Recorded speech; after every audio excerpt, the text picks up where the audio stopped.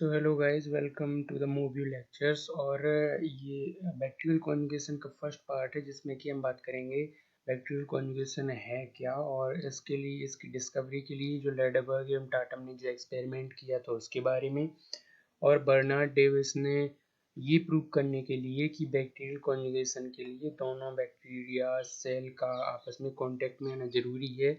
ये प्रूव करने के लिए उन्होंने जो एक्सपेरिमेंट किया था बर्नार्ड डेविस ने, उसको भी हम समझेंगे। ओके, तो बैक्टीरियल कॉन्जुगेशन एक ऐसी प्रोसेस है जिसमें कि एक बैक्टीरिया का जो जेनेटिक मटेरियल वो दूसरे बैक्टीरिया में ट्रांसफर होता है। ओके, और जिस भी बैक्टीरियल सेल से ये जेनेटिक मटेरियल ट्रांसफर होगा उसे हम बोलेंगे डोनर, और जो भी बैक्टीरियल सेल इसे रिसीव करेगी उसे हम बोलेंगे रेसिपिएंट। ओके, और ये जो बैक्टीरियल कॉन्जुगेशन है ये दो वे में हो सकता है। पहला तो ये कि सेक्स प्लस का फॉर्मेशन के थ्रू ये बैक्टीरियल कॉन्जुगेशन हो, और दूसरा ये हो सकता है कि ये दोनों सेल आपस में कांटेक्ट में आके ये प्रोसेस करें। ओके, और जैसे कि हम देख सकते हैं कि इसमें सेक्स प्लस का फॉर्मेशन शो किया जा रहा है, तो ये जरूरी ग्राम नेगेटिव बैक्टीरिया होंगे, क्योंकि जो ग्राम नेगेटिव बैक्टीरियाज होते हैं उनमें सेक्स प्लस के फॉर्मेशन के थ्रू बैक्टीरियल कॉन्जुगेशन होता है, और जो ग्राम पॉजिटिव बैक्टीरियाज होते हैं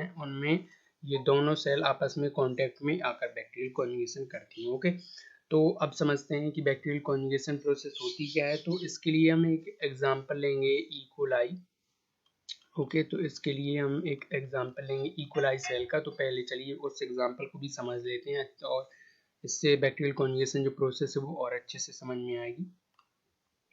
ओके, तो देखते हैं कि ये प्रोसेस आकर होती कैसे। ओके, बैक्टीरियल कॉन्जुगेशन जो प्रोसेस है वो होती कैसे। ओके, तो जो बैक्टीरियल कॉन्जुगेशन जो प्रोसेस है इसमें दो सेल इन्वॉल्व रहती हैं। पहली तो F plus cell and the second is F minus cell. Okay, जिस भी सेल में जेनेटिक मटेरियल जिस भी सेल से ट्रांसफर होगा उसे हम F प्लस नाम देंगे, और जो भी सेल जेनेटिक मटेरियल को रिसीव करेगी उसे हम F माइनस नाम देंगे। ओके, और अगर हम ज़्यादातर केसेस में देखें तो बैक्टीरियल कॉन्जुगेशन के ड्यूरिंग ज़्यादातर केसेस में प्लाज्मिड यानी कि एक्स्ट्रा क्रोमोसोमल मटेरियल ही ट्रांसमिट होता है। बहुत ही रेयर केसेस में क्रोमोसोम ट्रांसफर होता है। ओके, क्रोमोसोम भी होता है ट्रांसफर, बट पूरा नहीं होता है, इसका कुछ पार्ट ही ट्रांसफर होता है, उसके बारे में हम आगे बात करेंगे। ओके, तो ज़्यादातर केसेस में प्लाज्मिड ही हमें ट्रांसफर होने को देखने को मिलता है। ओके, तो ऐसी ये जो प्रोसेस है इसमें हम प्लाज्मिड का ही ट्रांसफर जस्ट समझेंगे कि और यही समझने के लिए कि बैक्टीरियल कॉन्जुगेशन होती क्या है। ओके, तो इसमें सबसे पहले होता ये है कि F प्लस सेल जिससे कि जेनेटिक मटेरियल ट्रांसफर होना है, जिसे कि हम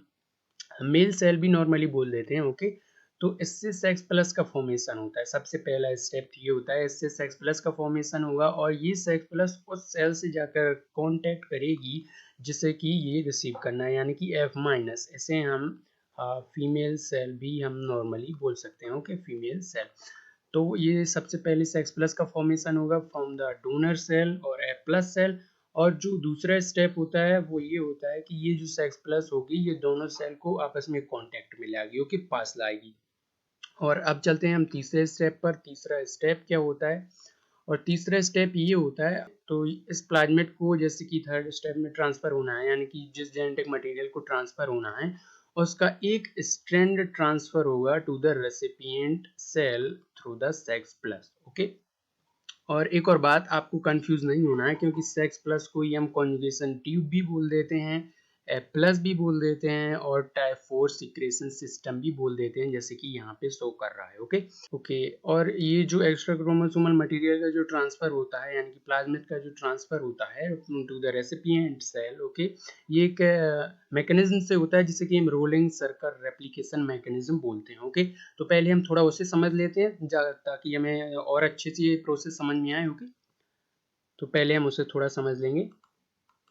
ओके, अब चलते हैं हम थोड़ा रोलिंग सर्कल रेप्लिकेशन जो मैकेनिज्म है पहले उससे थोड़ा समझ लेंगे। ओके, तो जैसे कि हम यहाँ पे देख सकते हैं, यहाँ पे एक प्लाज्मिड है, और इसमें सबसे पहले होता ये है कि इसमें एक साइट पाई जाती है जिसे कि हम ओरिजिन ऑफ ट्रांसफर साइट बोलते हैं। ओके, तो इस ओरिजिन ऑफ ट्रांसफर साइट में एक कट लगता है रिलैक्सोसोम, जो कि प्रोटीन्स ग्रुप होता है। ओके, रिलैक्सोसोम प्रोटीन्स ग्रुप की हेल्प से, रिलैक्सोसोम प्रोटीन ग्रुप की हेल्प से, तो यहाँ पे जब कट लगेगा तो एक इसका स्ट्रैंड, जैसे कि थोड़ा हम यहाँ पे बैक्टीरियल सेल्स का एक यहाँ पे स्ट्रक्चर बना लें तो ज़्यादा अच्छे से समझ में आएगा। ओके, तो जैसे कि ओके, ये रेसिपिएंट सेल होगी जिसमें की ट्रांसफर होना है, and this is the donor, this is the donor one, okay, and this is recipient. तो यहाँ पे होगा ये कि जब इसमें कट लगेगा रिलैक्सोसोम की हेल्प से, तो सबसे पहले एक जो इसका स्ट्रैंड होगा 3 प्राइम टू 5 प्राइम जो स्ट्रैंड है उसका ट्रांसफर शुरू होगा through the sex plus, okay. हम एग्जांपल में देख रहे थे, जैसे कि हम एग्जांपल में देख रहे थे, ओके। तो इसका जो 3 प्राइम टू 5 प्राइम जो स्ट्रैंड होगा वो ट्रांसफर होगा टू द रेसिपिएंट सेल, और इसके ट्रांसफर होने के साथ साथ दो प्रोसेस साथ में होती है रोलिंग सर्कल रेप्लिकेशन में। इसे हम जस्ट बेसिकली समझ रहे हैं ताकि वो प्रोसेस हमें ज़्यादा अच्छे समझ में आए, ओके। तो इसमें दो प्रोसेस साथ में ये होती हैं कि जैसे कि यहाँ पे ये डोनर सेल है, ओके, और यहाँ पे ये रेसिपिएंट सेल। तो यहाँ पे दो प्रोसेस साथ में क्या होंगी कि जैसे जैसे ये 3 प्राइम, ओके, तो जैसे ये, और यहाँ पे दो प्रोसेस साथ में क्या होंगी कि जैसे ये 3 prime to 5 prime strand transfer होता जाएगा तो इसका जो बचा हुआ एक स्ट्रैंड है उसका कंप्लीमेंट्री स्ट्रैंड भी लगातार सिंथेसिस होगा, ओके। और दूसरी प्रोसेस साथ में क्या होगी कि जैसे जैसे ये ट्रांसफर होगा to the F minus cell और फीमेल और रेसिपिएंट सेल, तो इसका भी कंप्लीमेंट्री स्ट्रैंड लगातार सिंथेसिस होगा, ओके। और ये जो दोनों प्रोसेस हैं ये वाली और ये वाली दोनों साथ में होती हैं, ओके। और जब ये कंप्लीट ट्रांसफर हो जाता है टू द रेसिपिएंट सेल, तो इसके जो दोनों स्ट्रैंड हैं, ये वाला strand and this one strand, ये दोनों आपस में जुड़ जाते हैं और इस सेल में भी एक एफ प्लाज्मिड यानी कि जो जिस भी प्लाज्मिड का ट्रांसफर होना होता है अब वो इसमें भी पाया जा, तो वो अब इसमें भी मौजूद है और इसमें भी, ओके। तो ऐसे ये rolling circle replication just basic ऐसे होती है ये प्रोसेस, ओके। आगे आने वाली वीडियो में इसके डीप में चलेंगे, इसी ये जो प्रोसेस है आगे आने वाले वीडियोस में रोलिंग सर्कल रेप्लिकेशन को हम डीप में थोड़ा और अच्छे से एक्सप्लेन करेंगे, बट ये जस्ट प्रोसेस एक्सप्लेन इसीलिए की गई ताकि हमें वो बैक्टीरियल कॉन्जुगेशन प्रोसेस ज़्यादा अच्छे से समझ में आए, ओके। तो इसे हम फिर से एक बार रिपीट करेंगे। तो ये जो प्लाज्मिड है इसमें पाई जाने वाली जो ओराइटी यानी कि ओरिजिन ऑफ ट्रांसफर जो साइट होती है वहाँ पे रिलैक्सोसोम प्रोटीन्स की हेल्प से कट लगेगा, और यहाँ पे 3 प्राइम टू 5 प्राइम जो इसका स्ट्रैंड होगा प्लाज्मिड डीएनए का वो ट्रांसफर होगा टू द रेसिपिएंट सेल, और यहाँ पे ट्रांसफर होने के साथ साथ दो प्रोसेस साथ में होंगी, जैसे जैसे ये 3 प्राइम टू 5 प्राइम स्ट्रैंड इस वाली सेल में ट्रांसफर होगा टू द रेसिपिएंट सेल, तो यहाँ पे इस बचे हुए जो इसका डीएनए स्ट्रैंड है उसका कंप्लीमेंट्री स्ट्रैंड भी लगातार सिंथेसिस होगा, और ये जो ट्रांसफर हो रहा है इसका भी डीएनए स्ट्रैंड लगातार सिंथेसिस होता रहेगा, okay. 3 prime to 5 prime, okay. और इस प्रकार से रोलिंग सर्कल रेप्लिकेशन पूरी हो जाती है और यहाँ पे भी एक डीएनए स्ट्रैंड पहुंच जाता है और यहाँ पे, तो इस प्रकार से ये रोलिंग सर्कल रेप्लिकेशन कंप्लीट होती है, ओके। तो फिर से चलते हैं बाकी रिवर्स में अपने उसी एग्जांपल पे, ओके। तो ये आ चुके हैं फिर से वहीं पे। तो जैसे कि हमने दो स्टेप का अभी एक्सप्लेन किया था, थर्ड स्टेप पे होना था ऐसे जो भी ये प्लाज्मिड है इसका ट्रांसफर होना था, इसका जो ट्रांसफर है तो वो वही जैसे कि जो प्रोसेस बताई रोलिंग सर्कल रेप्लिकेशन की मदद से इसका एक स्ट्रैंड में कट लगेगा रिलैक्सोसोम की हेल्प से, ये है, ओके। तो इसका जो एक स्ट्रैंड है वो ट्रांसफर होगा टू द रेसिपिएंट वन, और लगातार दोनों प्रोसेस साथ में इस बचे हुए जो यहाँ पे एक स्ट्रैंड बचेगा उसका भी लगातार कंप्लीमेंट्री स्ट्रैंड सिंथेसिस होगा, और यहाँ पे जो एक स्टैंड पहुंच रहा है ट्रांसफर हो रहा है उसका भी लगातार एक कंप्लीमेंट्री स्टैंड सिंथेसिस होगा, ओके। तो ओके, और जब ये प्रोसेस कंप्लीट होगी तो इस वाली सेल में भी डबल स्टैंडर्ड सर्कुलर डीएनए आ जाएगा, ओके, यानी कि ये प्लाज्मिड इसमें भी अब प्रेजेंट है और इसमें भी, ओके। तो इस प्रकार से जो बैक्टीरियल कॉन्जुगेशन है यानी कि जो जेनेटिक मटेरियल का जो ट्रांसफर होता है वो नॉर्मली कंप्लीट हो जाता है, ओके। तो अब समझेंगे कि इसकी जो डिस्कवरी थी यानी कि जो लेडरबर्ग एम टाटम ने जो एक्सपेरिमेंट किया था वो कैसे किया था, ओके। तो चलते हैं थोड़ा वहां पे भी, ओके। तो ये आ चुके हैं हम उनके एक्सपेरिमेंट पर। तो इसे समझने के से पहले हम थोड़ा दो टर्म को समझते हैं। तो फर्स्ट इज है फोटोट्रॉप। तो फोटोट्रॉप टर्म उस बैक्टीरियल स्ट्रेन के लिए यूज किया जाता है जो कि नॉर्मल स्ट्रेन होता है, यानी कि नॉन म्यूटेंट जो बैक्टीरियल स्ट्रेन है जस्ट नॉर्मल, उसे हम फोटोट्रॉप कहते हैं। और जब वो बैक्टीरियल स्ट्रेन में म्यूटेशन हो जाता है उसमें उसके कुछ जीन में जो डिफेक्ट आ जाते हैं, ओके, तो इसकी वजह से होता ये है कि उस बैक्टीरियल स्ट्रेन को कुछ हमें एडिशनली ऐड करना पड़ता है, जैसे कि कुछ जो बायोमोलिक्यूल्स हैं अमीनो एसिड लिपिड्स हुए, तो कुछ बायोमोलिक्यूल्स ऐसे हैं जिन्हें कि हमें एडिशनली ऐड करना पड़ता है उसकी ग्रोथ के लिए, तो वैसे स्ट्रेन को हम ऑक्सोट्रॉफ कह देते हैं, ओके। तो ये नॉर्मल है कि जो नॉर्मल स्ट्रेन है उसे हम फोटोट्रॉफ और जो म्यूटेंट स्ट्रेन है उसे हम ऑक्सोट्रॉफ नाम देंगे, ओके, तो अब समझते हैं हम इनके एक्सपेरिमेंट को। तो इन्होंने सबसे पहले ये देखा कि जो इकोलाई बैक्टीरिया का, ओके, तो इसे आपको ध्यान से सुनना है।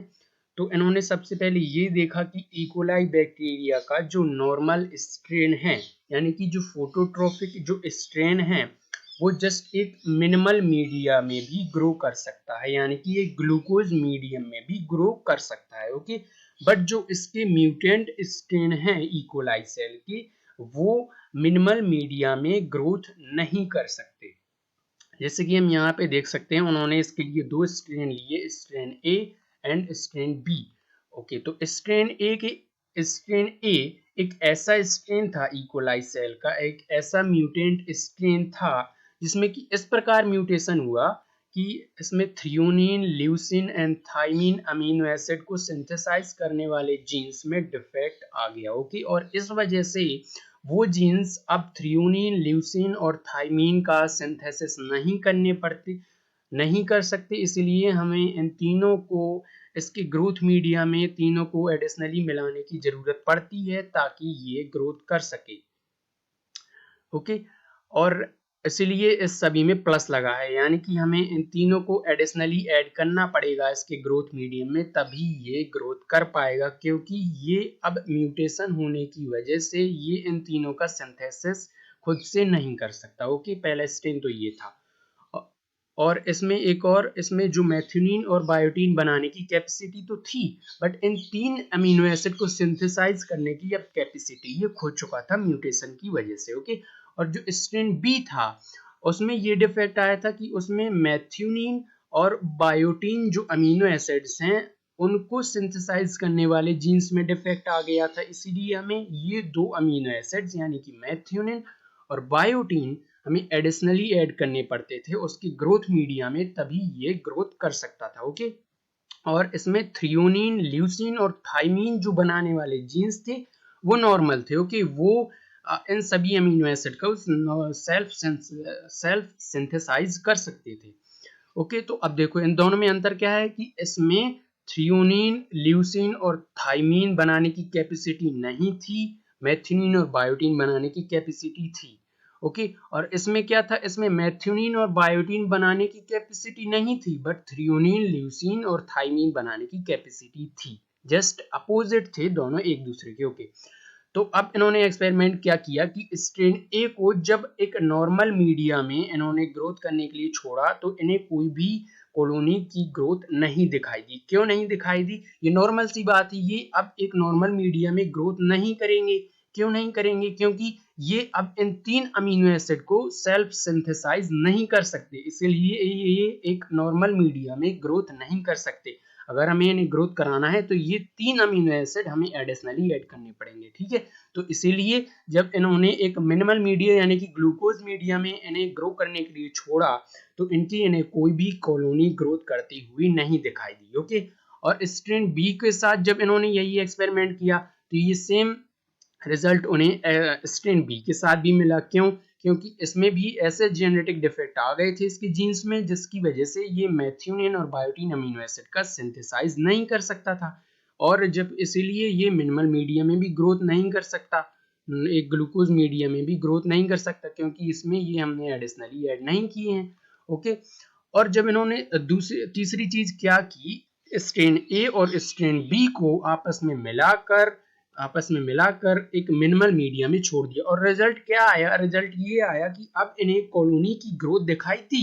देखिए, कॉलोनी की ग्रोथ अगर मिनिमल मीडिया में हो रही है तो इसका मतलब ये है कि हमें कोई भी एडिशनली अमीनो एसिड ऐड करने की जरूरत नहीं पड़ी, यानी कि वो जो अब इकोलाई जो सेल्स थे इन दोनों के मिलाने से जो रिकॉम्बिनेंट्स बने उनमें अब ये क्षमता थी कि वो सभी अमीनो एसिड्स का सेल्फ सिंथेसाइज कर सकते थे। ओके, तो इन्होंने रिजल्ट क्या लिया कि आखिर स्ट्रेन ए और स्ट्रेन बी को मिलाने पर इन दोनों के बीच जेनेटिक मटेरियल्स का ट्रांसफर हुआ, जिससे कि कुछ ऐसे रिकॉम्बिनेंट्स बने जो कि अब नॉर्मल थे।